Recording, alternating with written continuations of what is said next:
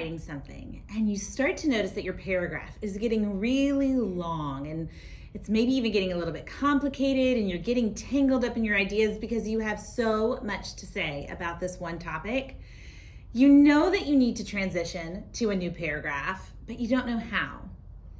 Today's move is going to help us do that. It's going to help us transition between multiple paragraphs on the same idea while also helping us go deeper into that topic. Today's move is a question transition. Let's take a look at a question transition that Pamela Ahrens uses as she's writing about writer George Eliot for LitHub. God damn it.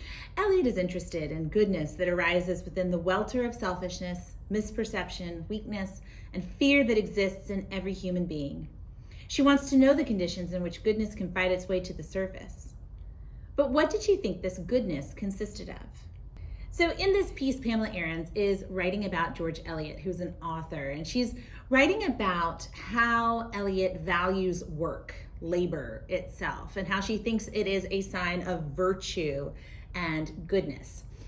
She introduces her concept, but she wants to go deeper because she has a lot to say about this idea of goodness in Eliot's writing. Let's see what we can notice about how she transitions so she can talk about this idea for multiple paragraphs. When I look at the text, the first thing I notice is that she repeats a key word multiple times. In this case, that key word is goodness. She uses it in her topic sentence. Eliot is interested in goodness that arises within the welter of selfishness. She uses it again toward the end of that paragraph, and then she repeats it in the question transition. Repeating this keyword might seem repetitive to us, especially when our English teacher has told us don't use the same word multiple times. But what she's doing is she's using it to create continuity. She's creating a through line as she works. The next thing I notice is that she starts with a bigger paragraph. It's a few sentences long where she's talking about goodness. But then this transition happens in a single sentence. It's a single sentence paragraph. And not only is it a single sentence, it's a single question paragraph. What she's doing here is she is saying, okay, I've presented you with an idea in the first paragraph.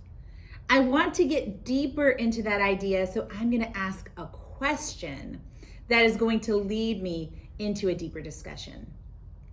Now, if we kept reading, what happens in the next paragraph? Well, in the next paragraph, she is going to continue on that idea. She's actually going to answer that question of what did Eliot think that goodness consisted of.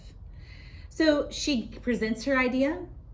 She asks a transitional question in just a single sentence paragraph to grab our attention, and then that propels her into a deeper discussion of that idea by answering the question that she's posed.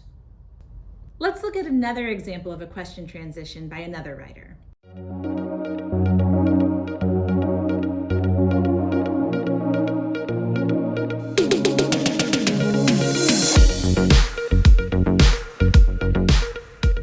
So where in your writing do you see that you have a giant paragraph and you know it needs to be broken up somewhere, but you're not sure where?